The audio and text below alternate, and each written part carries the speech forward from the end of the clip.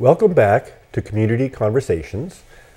I'm your host, Steve Mantis, and my guest today is Paul Pugh, Councillor from the McKellar Ward.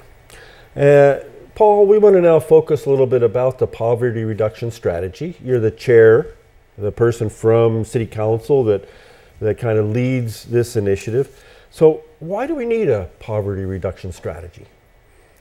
Well, that's a very good question, and I'm sad to say that we need it because we have a substantial segment of the population that is in poverty, and fortunately, it is the decision of this council that we need to try to do what we can, given the limitations of a municipal government, to reduce poverty in Thunder Bay.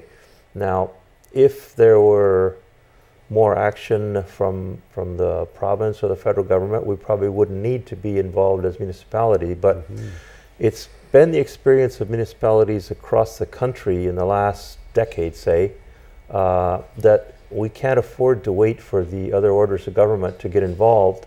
We need to do something in our own municipalities to look after our own residents, whether or not the other orders of government do. Now, hopefully they will come on board and they will be doing something, and I appreciate that the province is looking towards doing something, and I look forward to seeing the results of that.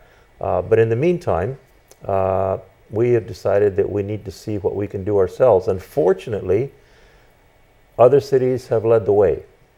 We didn't have to pioneer in this. We didn't have to invent it all as we go. Now, I suppose from a purely sense of pride, I guess it would be nice if we could thump our chests and say we're the pioneers, but we're not, and there's a good thing about not being a pioneers. We have been able to take other cities' poverty reduction strategies. We looked at quite a lot of them and took what we thought was the best from those other cities, and then incorporated data from Thunder Bay plus discussions from residents in Thunder Bay, so that we can create our own Made in Thunder Bay poverty reduction strategy. And I believe that's what we have before us. So in a way, so this is kind of a new initiative. You know, I'm trying to put two and two together because the city doesn't set the rates for, say, social assistance, which is where we think of our programs that are going to help support people who are living in poverty. And we know that under the Mike Harris government, years ago now, almost 20 years ago, they slashed those rates significantly. 20%. And so they haven't even kept up with inflation since that time. So in a way, it's kind of downloading onto the city, and this is an area that, oh my gosh, how do we respond? And so the strategy is, I guess, one of the first steps. Yeah, the social assistance rate, or as the Mike Harris government rebranded it, Ontario Works, is lower than it was prior to the Mike Harris government in terms of real dollars. Yeah.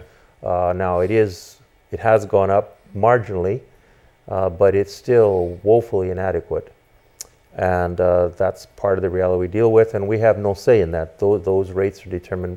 Same with Ontario disabilities. Those are determined by the province. But poverty is about more than just income, although obviously income is a huge factor. Sure. But we feel that there are things that the municipality can do even though we can't affect Ontario Works rate or Ontario disability rates. And in order to come up with the policy, which is this one here, we brought together a huge number of municipal organizations, community organizations, both people who are living in poverty, groups that are working with people who are living in poverty, the city, the District Social Services Administration Board, and a whole range of people who are concerned with the issue to get their views. And to do that, we had public sessions, and we also had group sessions, and we had individual interviews. So altogether, there were hundreds of individuals and group sessions to come up with what people felt were the most important things for Thunder Bay. Then these were put in together with what we've learned from other cities in order to put together what we have here, the Thunder Bay and district, actually, poverty reduction strategy, because Now, because we are partly funded, well, we're funded by the City of Thunder Bay and also District Services Board, the strategy is not just Thunder Bay, but it's Thunder Bay and District. Okay, so as chair, I'm assuming you were involved in many of these meetings, talking to lots of different people. Yes, the putting together the strategy was a year-long project because, well, first we had to do all the research on what other cities were doing, and then we had to do the public meetings and documenting all this stuff. So yeah, it was almost a whole year. Well, yeah, it was a whole year that it took to put the strategy together into what in its current form. A lot of work, a lot of meetings, lots of discussions, but I believe it's worth it because now we have something that can guide us in our way forward. And some people will say, well, what do you need a strategy for? You know you have poverty, you need to do something, but in order to go at it in a coherent way, a strategy is a good thing. That's why we have strategies for the environment, for all sorts of different areas, so that we do things in a coherent way instead of just hit and miss. So on a personal level, going through that for a year, was there one or two little things that stood out for you that kind of went, I didn't really understand that about poverty, or a way that you can address some of those issues? Anything kind of pop up for you real quickly? That's a good question because by training I am an economist, and one would think I would know a lot about this, and I guess from the global scale maybe I do, but in terms of the local reality, I had a lot to learn. So it was a year of learning, and I suppose what struck me is the intelligence, the commitment that a lot of the people had to trying to come to grips with this issue and contribute to it. I was very, very encouraged by that. And I must say, I was also encouraged by the support that this project has received from City Council. That's true. Because one might think that it would be something people would say, it doesn't concern me, what do I care?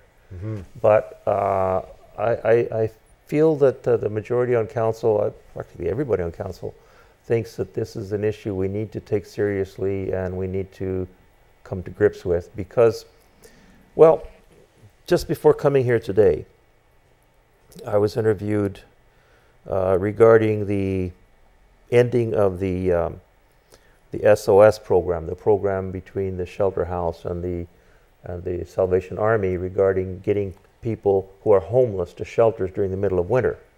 And that, well, that has nothing directly to do with this. It's an example of how if we put our minds to it, we can come up with solutions that are at the same time they are more humane and they're cost effective. So that this particular program gets people to shelter who are outside in danger of freezing to death, mm-hmm. In a fairly rapid and efficient way, and it doesn't involve the emergency services and the police who had been doing it up to now. But now we have an alternative way, and we believe that that is the sort of thing that we can do with the poverty reduction strategy. We can identify areas in which the city, even given our limited funds, can intervene and help make things better for people, and at the same time do it in a cost-effective way. Well, I got to take my hat off to you and City Council, and it feels like I got hope here for the future, that by working together, actually we might make a difference.